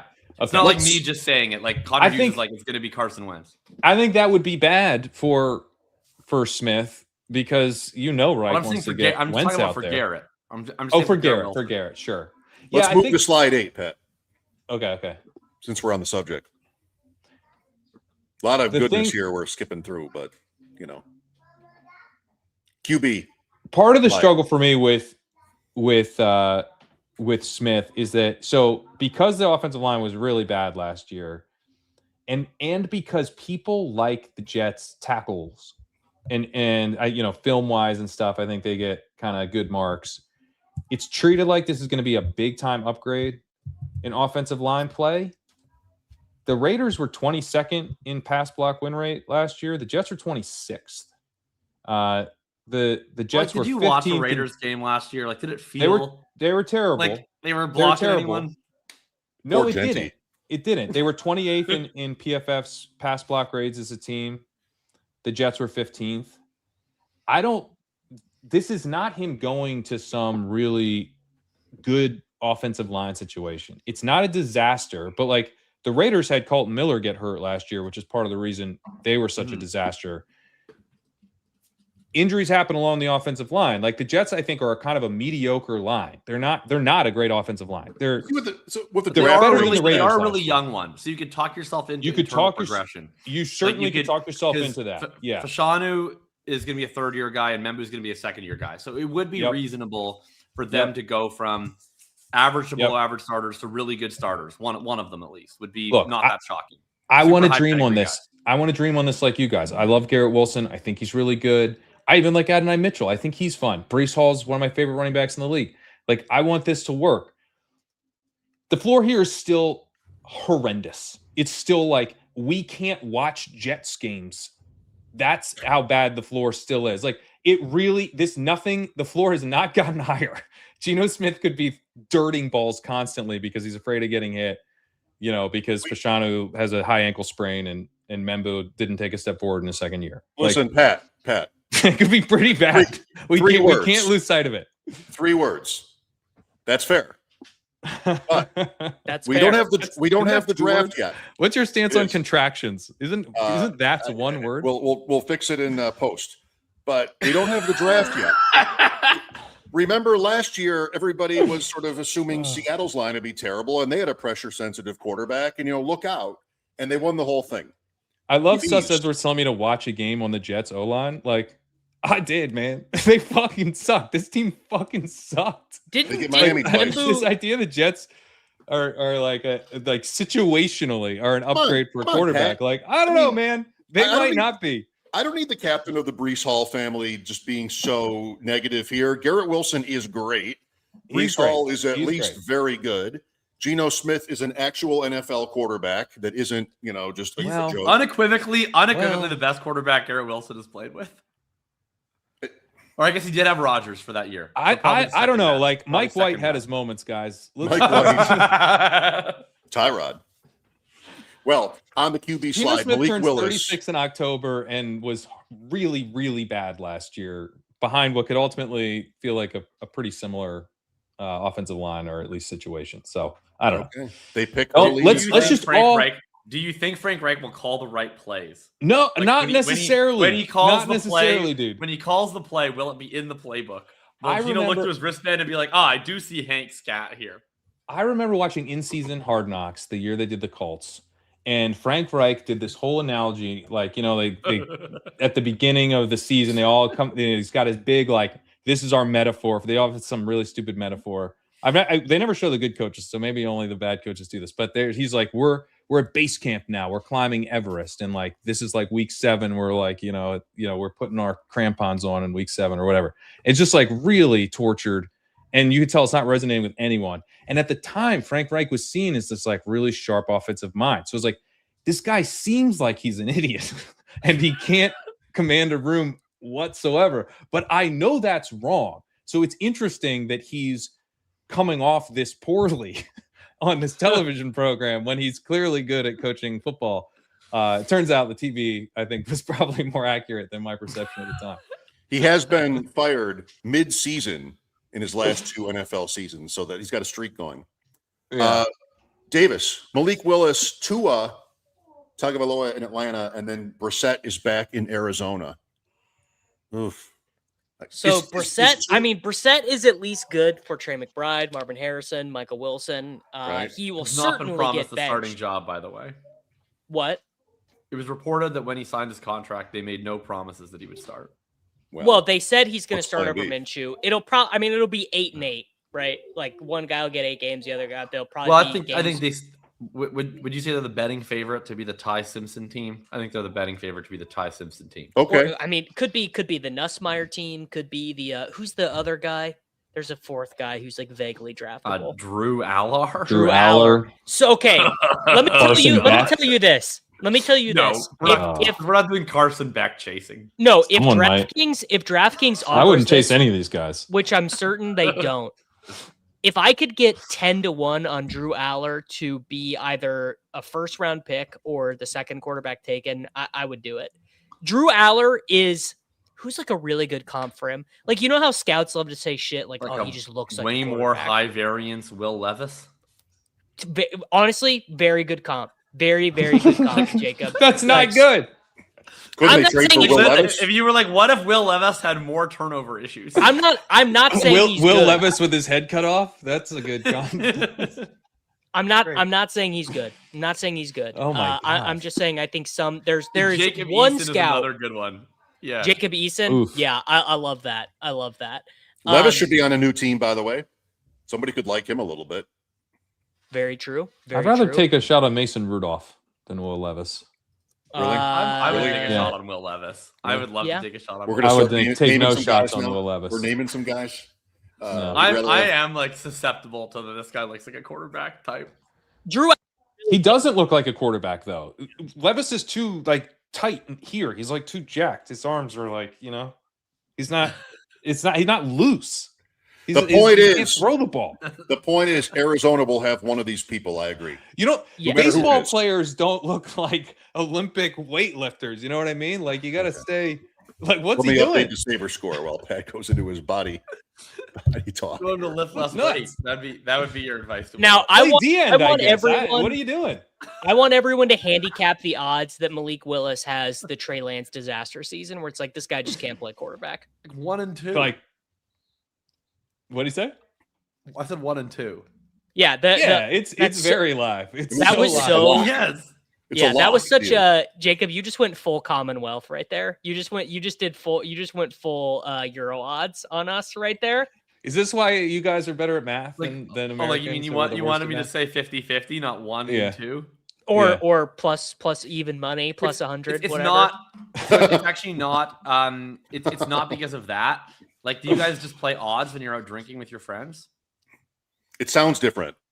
Like I had like two buddies in town like this weekend, and it's like all weekend. Like you're sitting at a bar, you have a full beer, and your buddy's like, "Odds you finish that?" And I'm like 1 and 4, and then someone counts you down. He goes 3, 2, 1. And We you say the wouldn't. number, and We if you say would the same never. number. You have to one touch the beer. We would never do odds that way. I don't. Yeah. Sounds So, like, different. I haven't So played like this. if I say, so if you say what are the odds of this, like, and I say 1 and 2, and then Pat would be like 3, 2, 1. And If both you days and I asked say me 2, what I are have the to count odds, it. I would Okay. convert it. I would convert it to a money line. 50% is what This is why America's Well, test but you scores have are to down say in a math. number. We So, have to like, we have if to you said convert plus things to money 170, line just what to numbers would you understand say? the fraction. 50-50. Seems easy. But okay, but what if you were to say one? Because if you say 1 and 4, we can each say any number between 1 and 4, and we have to say the same number for me to have to drink. So it's a 1 in 4 chance we say the same number. But if you were like 25% or like plus 300, I'd have to think. No, you're right. You are 1 and right. 4. Like to be clear. Yeah, So you're no playing one. wait, you're playing a game where everybody in the group is guessing a different percent chance that you would finish the beer? 1 and 4, No. we all throw out a number between What it 1 is and 4? No, what it is I have a full beer, and Shope looks at me and he's like, "Odds you finish that," and I say 1 and 4, and so then Pat goes 3, 2, 1, and me and Shope have to say a number between 1 and 4 at the same time. And if we say the same number, I have to finish it, and if we don't, and I say reverse, we go again, and if we say the same number, you have to finish the beer. You're What I'm telling you is that Americans just wouldn't do this. What is this game? It sounds What is great. this game? It's a It drinking sounds game. great. I just need it printed out. I need it printed out so I can sort of grasp it. But the thing Because that now we're would playing the Settlers frustrate- of Catan at beer at a bar, I think. the thing that would frustrate me It's the about this longest game, road. you have to be on the same page about how often you're playing it, right? Because if like someone's just going nuts like every 10 Constantly. seconds, Yeah. well, that seems like then it's I an would get sick ongoing- of that. It's like The a question- bender every like Yeah. It's basically Well, if yeah. someone seems like they're being slow. That's kind of the thing. The question Like was, if like everybody else is done and one guy's nursing their beer, it's like, all right, Pat, odds you finish. Just drink the beer, but I mean, like we have all sorts of drink. I mean, I'm sure everyone in the chat's familiar with various drinking games.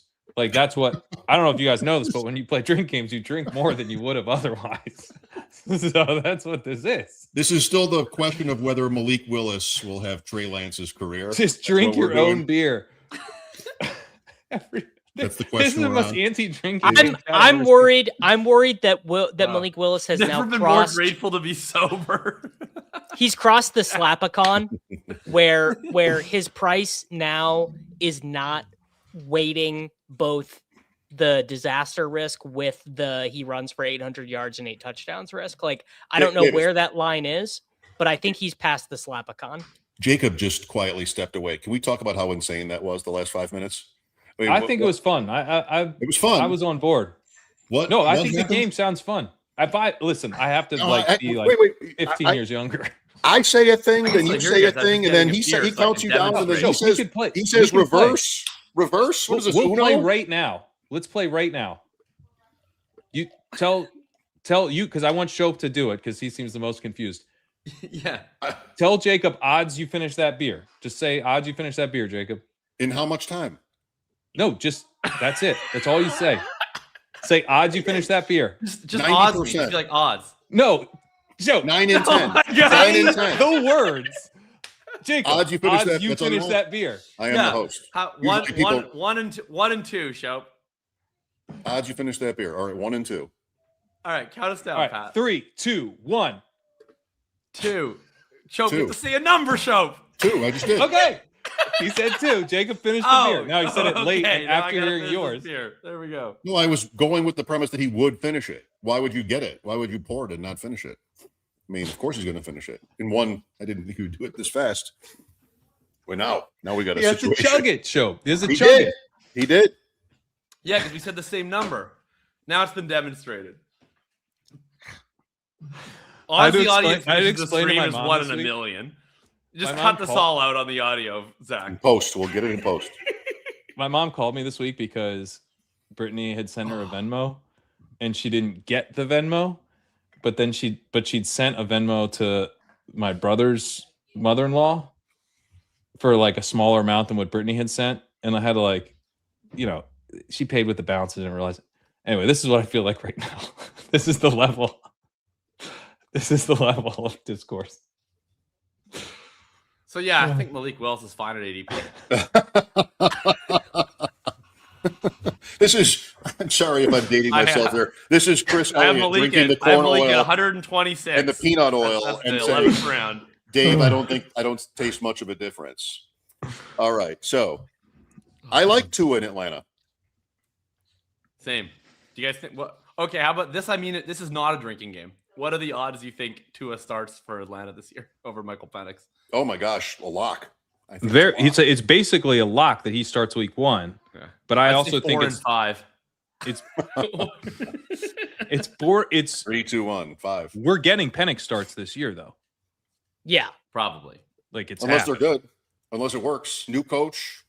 I think Tua is very likely to start week 1. And then if he is doing, and then he just keeps the job as long as they're succeeding. But like they probably won't succeed, so then Penix starts, right? Is that the?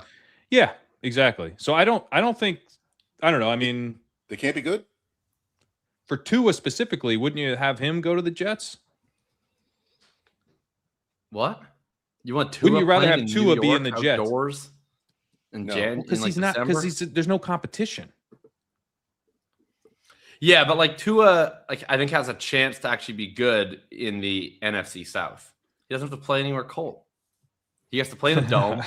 His road games are in another dome in New Orleans, Tampa Bay, and Carolina. I like it. Like if he was in the Jets, like he would have to do the same shit he already had to do. Like you have to play a bunch of games outside New York and Buffalo, New England. Like it's over. Your career's done at that point. He's got to go somewhere warm and resuscitate his value. If we were doing an expansion draft and Tua and Michael Penix were unprotected, I would take Michael Penix first. See, I think Tua goes first. He might go first. I think Penix is the much sharper way to play that. We don't know what Penix is. We know what Tua is.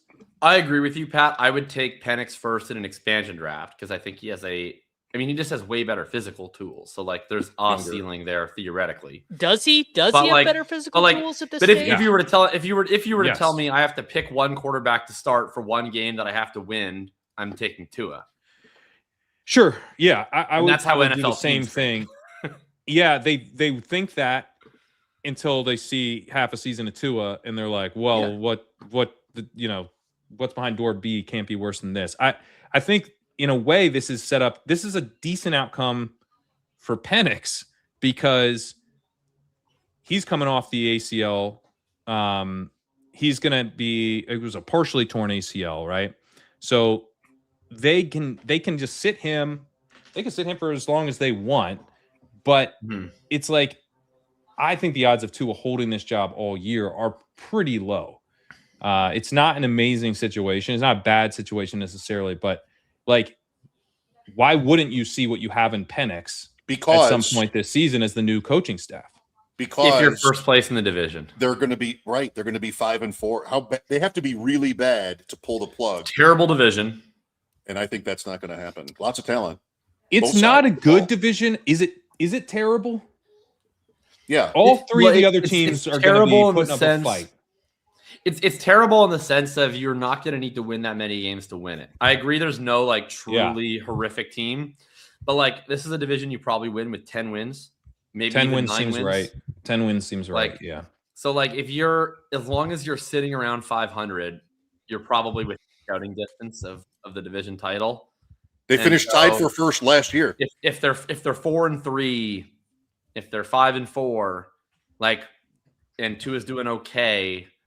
I don't know. I guess I think this will be. I don't know. I think that they probably can be like a 500-ish team. I mean, I don't know what's happening with James Pierce in this league. They just were. They theoretically have a pass rush. Yeah, they were just an 8-9 team with Kirk and Penix giving them extremely mediocre quarterback play. Right. Penix was actually like pretty decent in terms of, EPA, success rate, and that, which is the metrics I think are the most predictive. So you're like, it does feel a little weird to me to go like, well, they just did well with Penix, so therefore they'll do well with Tua instead of Penix. Like they did well with Penix, and so with like Kirk. they could play Penix. Yeah, and they Kirk, did better with to some Cousins. extent. Although Kirk They actually pretty won bad more at games with Kirk, even though he was Right. worse. Yeah. 5-3. Yeah. Penix was quite a bit better in terms of the metrics, but Penix was so high variance. Like Penix would have some games where you'd watch him and be like, "Oh, like they have something here." And the next game he would score like 3 points. And they had a really weird offense with Penix. He's playing out of the pistol all the time, which makes no sense because he's not dual threat, a rushing threat at all. Yeah. So it was a very, and it's not a great offense for Penix in terms of him probably need to play under center a ton, which doesn't really fit him that well. So they may not either, though. We can't move. It doesn't fit Tua either. So the whole thing is, I don't think this is going to work.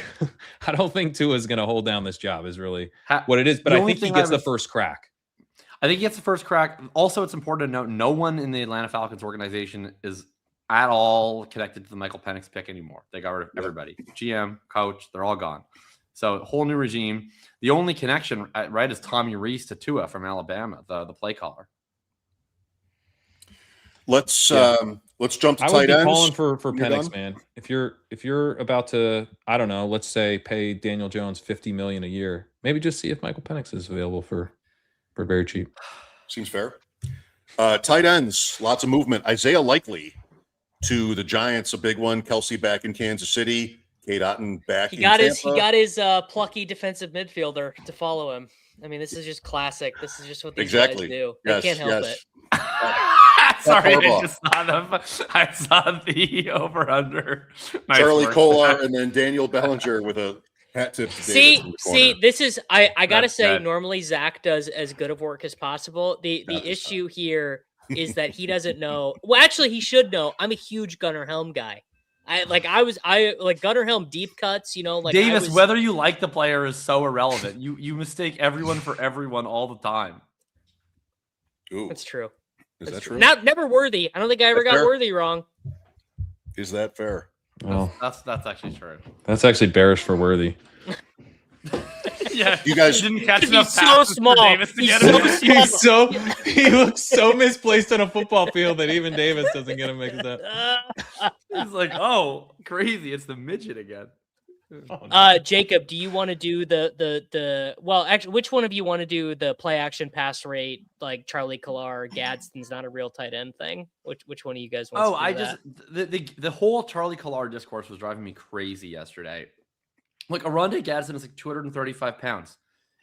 For his entire career, no matter how well or poorly it goes, the team that employs Oronde Gadsden is also going to employ a blocking tight end. Like, we just need to accept that and just move on with our lives. Like, no team is going to be like 1st and 10, we're calling halfback stretch and Gadsden's with the Y. Like, it's just not happening. So, like, there's going to be multiple tight ends on a roster. Charlie Kolar is going to be their blocking tight end. Gadsden, like, I don't know. Like, if you want someone who runs 90% of the routes, draft Cade Otton. If you want someone who's going to be a receiving tight end who might have some annoying route issues on 1st and 10 or in play action situations, but is going to be targeted frequently and downfield when they're on the field, that's Oronde Gadsden. But, like, I don't know why we have to do this whole thing of this is really bad. Like, there was always going to be a Charlie Kolar. Last year it was Will Dissly. Like, it's going to happen. Davis, when you said that John Harbaugh was bringing in his defensive fullback, did you also mean Patrick Ricard, who signed with the Giants an hour ago? Literally, you couldn't script it any more perfectly. That is the same thing as Thiago Alcantara just going with Pep Guardiola for every team he's ever managed. It's like some guys just have their spirit animal in form of a guy on the field, and Patrick Ricard is that for whichever Harbaugh is now coaching the Giants. I always get them confused. John. Well, Mike McDaniel took Ingold too. He brought him over to the Chargers. Yep. Yeah. Every one of these play callers gets their designated fullback. They just bring with them wherever they go. I've seen some people were tagging me on like, because I do this article where I talk about play action participation rate is something to keep in mind with tight ends. And I think it's important to understand kind of the guys you're drafting, and if they're not playing in the run game, and they're less likely to play on play action, which is very important for tight end production. But we already knew that about Oronde Gadsden. Like that, nothing about Charlie Kolar changes anything about Oronde Gadsden. There's always going to be a blocking tight end, to Jacob's point. Will Dissly has been released. Kolar takes over for that. Kolar had 20% route participation last year. I remember him as a prospect being somebody who could catch it. I don't know his college He can catch a little. He led Iowa State in receiving his final season, playing with 2 other NFL players, Xavier Hutchinson and Jalen Knoll. Okay. Yeah, but this is He's played 4 NFL seasons and really hasn't been any kind of. Well, you know what it would be? It would be very similar to what had already happened for the Chargers. Remember how Tyler Conklin was just like never anything, and then for like a 6-week stretch, he had to be the Chargers starting tight end. It was like the tight end 8 in FFPC scoring. It would be something like that. The Conklin thing is actually he was on the Vikings and then he went to the Jets, and we thought it was going to be the guy's name that we couldn't pronounce. Remember that guy? And then Uzama. Uzama. So we I thought you were a Kenny Yeboah guy.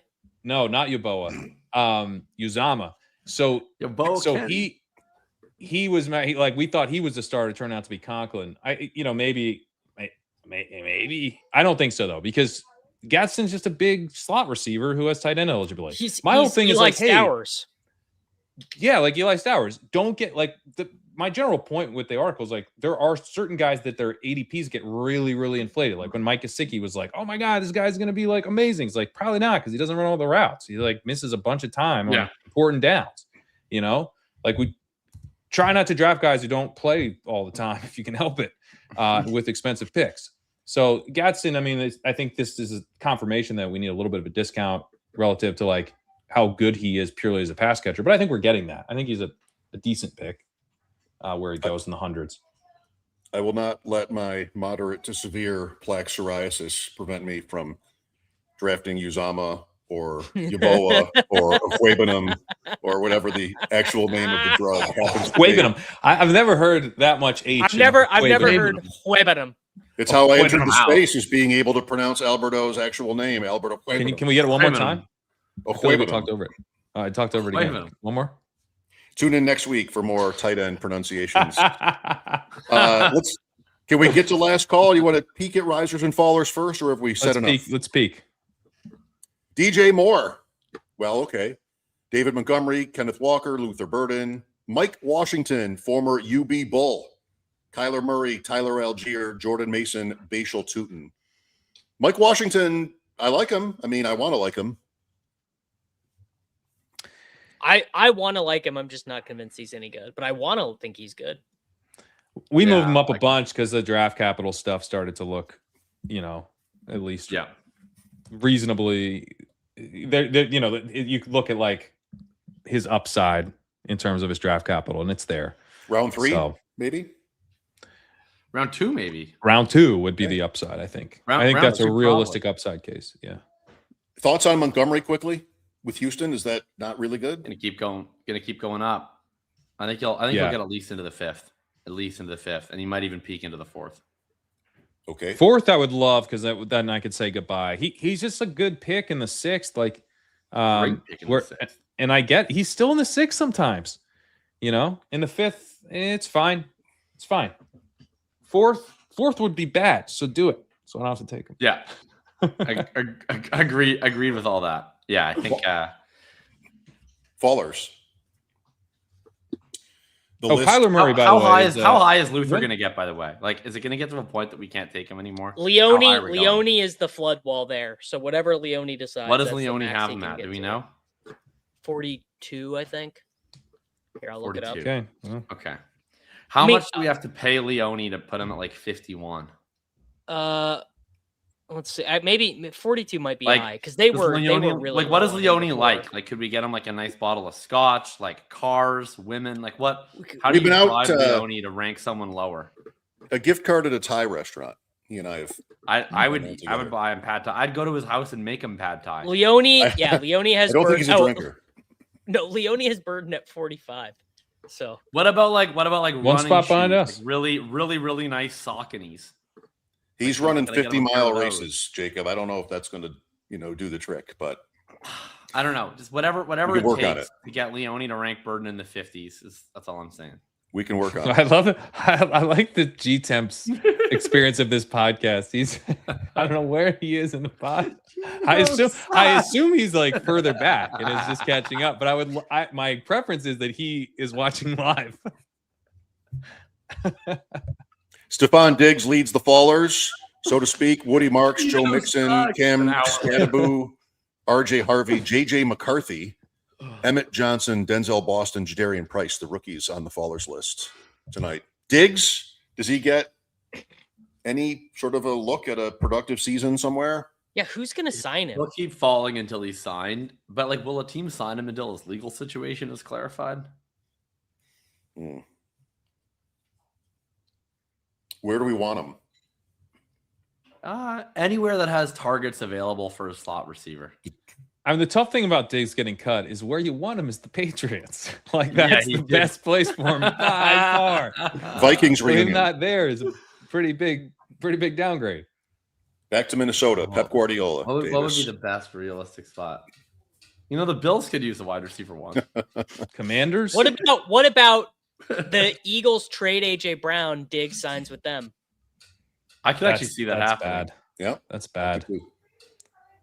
I don't know. What was his target share? I'd add 2%. No. If they trade AJ Brown, he said. I know he said that, Jacob. Get out of here. Last call, boys. I missed last week, and I was given tip out. Efton Chisholm III. No, you picked twice this week. That's just really. Yeah, you can replace him. Yeah. All right, I'll take Tua first, and then you guys go, and I'll go last. Man, look at that quarterback room. Pat already has Tua.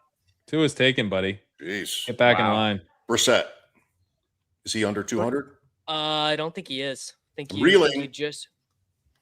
Jacoby Brissett is 187. Yeah. Geno's already taken, man. This is embarrassing. I had a strategy. Here, and my strategy is being executed. Wow. Hey, I understood what your strategy was, and I didn't execute it as well as you did, but I got on board. All right. I'll regroup. Give me DeMond Claiborne. That's a good pick. That is a good Wake pick. Forest running back. Yeah, that is a good pick. He's not taken, is he? All right. Maybe I'll just wait and get Penix in 2 weeks. I'll do mine. I mean, this is not fun, but I'm gonna take Cade Otton at tight end. Cade Otton. You're right, that isn't fun. I'll keep doing what I'm doing, which is not really as fun of a strategy as, or at least not as effective as a strategy as what you're doing. But I'll just keep taking rookies. I will take Chris Brazzell the second. That's who I was going to take. I'm glad I said it first. Welcome to my world. All right. Well, then who shall I take? When did you guys do this with these quarterbacks? I mean, I missed 1 week. I don't know. When did this all happen? I took quarterbacks the first 3 times. The cartel was literally trying to kill me, and they stole my quarterbacks. It's important to consider in fantasy games. Wentz is still an option, Pat. Pat, who just won this with 1 quarterback, is already on 3. You're just mixing it up this year, going a different direction. I recognize that Mac Jones was a wasted pick. Deshaun Watson is available, and I could do that. I can't. We've had that conversation. I think he plays. I will take Jeremy Bernard. All right. Isn't it Jeremy Bernard? It is. Jeremy. Yeah. Isn't it Jeremy? Like Jeremy? No, it's like Jeremy. I believe like it's Jeremy? Jeremy. Oh, okay. Yeah. I thought it was Jeremy. Jeremy Bernard. JETS. Let's go. Mason Taylor. ADP 202. Hope everybody's enjoyed the Sabre updates. The Juggernaut rolls on 5-2. Buffalo over San Jose. Mid-third. Jacob. I did want to. Did the 19-year-old score for San Jose? He did. Yep. Celebrini. He has a name, Davis. It's Macklin Celebrini. I've never said it out loud. I didn't know if it's Celebrini or Celebrini, so I didn't want to embarrass myself. It's way cooler being Celebrini because then his literal nickname is Celly. You're doing great either way. I just want to shout out Davis, who mentioned he's a big Gunnar Helm guy, and this is not bullshit. He's got Jester Gunnar Helm on his team here. Jester Gunnar Helm. I have Gunnar Helm and Terrence Ferguson ranked in the 170s because I'm not a fucking coward who's like, you know what you got to do to win the big board? You got to take Isaiah Likely, Pat Freiermuth. No thanks, guy. I'm good. Are you concerned about Danny Belly showing up on your door? I've never been less concerned. There's a battle, by the way. Are you sure that Gooner Helm hasn't been Bellinger mogged? Has anyone ever been Bellinger mogged in the history of Daniels? I don't think so. Yeah. On that note, Rastot football got Bellinger mogged. Yes. Yes. Math bomb got frame mogged. Math bomb's been frame mogged by Daniel Bellinger. All right, Jacob, what have you got for us coming up? Well, I'll have posts on free agency basically this whole week. I wrote my first one, which was more of a philosophical post on some of the big takeaways from free agency. Tomorrow, I will have, optimistically, I'll have both my running backs free agency article and my wide receivers tomorrow. More realistically, I'll have one of those tomorrow and one of them up on Thursday. I already have my best ball ranks updated. I'll have dynasty ranks updated for free agency this week as well. And then starting the week after that will be the lead up to the NFL draft. So it'll be all the rookie profiles coming up. All right, let's do it. Davis? Just had a free agent wide receiver video with Matt Harmon come out today. So if you've not seen that and you want the reception perception takes on all the free agent wide receiver signings, you can go check that out. Did a big long 3-hour stream with all the other free agency stuff, and then I will probably go live at some point tomorrow. Crane, you want to draft a 3-3-3 tomorrow? Yeah, I'll do that. Okay, all right, I'll send you a message and we'll do that. It took about 2 hours to fill a 3-3-3, but yeah, maybe I came on. Davis texted me. He's like, "Hey, you want to come on for 3-3-3?" I'm like, "Sure." I show up. We stream for like an hour 10. We do a full another draft. Throughout that whole time, the 3-3-3 didn't fill. And then I was like, all right, I actually do have to go. So major recession indicator that you cannot get a March 10th, $333 fantasy draft filled. Maybe message me when it's starting to fill, because I'm going to be doing my I got a bunch of writing to do because I got all my rookie profiles coming out. I'm nearly done with the running back. Pat. You might want to wait until there's 11 to go, because you could I will stream for this well is what over I'll do. An hour without it filling. I'm going to schedule this stream to start at 1:30 p.m. Central Time. I will enter into the 3-3-3, then I will get in a $10, and then whenever the 3-3-3 fills, I will message you. Okay, sounds good. I'll be drafting baseball this weekend in Philadelphia, so come say hi. I ran out of gas on the dinger. I did not have the fire this year. I did like 25 of them. This is a 42-year-old home league. Wow. Not bad. Kitchen, were you in or so you started like right after you retired, or? Yeah, that's right. I got into it during my college years. Were you in the rotisserie league? Were you in the league? The actual roto league? Me? Yeah. So, have you ever walked in a room and gone, "What is this?" And they're like, "Oh, it's called rotisserie fantasy." No, I'm not quite that old. I'm not quite that old. When it was invented, I was not there. I was not present at that. The restaurant was called the Rotisserie, right? Isn't that the story? That's where is that what it was? The idea? Well, you tell me, really. I mean, I think that's the reason for the word. You guys should know. Okay. I mean, you're fully ingrained in the business here. You should know where that's right. Odds you were at the first fantasy baseball draft. Yeah, you were all there. I remember you guys. You were snots. So before we go, I just need to take curling corner for 20 seconds. Manitoba is a Briar champion once again. Matt Dunstone. Shout out to Matt Dunstone. Good omen. No more. I loved it. I was literally in tears when he won. It's a good omen for the Bills, and they also have a buffalo on their jackets. We sure do. So shout out Matt Dunstone. You're a Manitoban hero for life, buddy. Here. Thanks, everybody. Enjoy your week. We'll see you next Tuesday. Sorry, I zoned out when you guys were talking about hockey, so I don't have this ready. Later. That was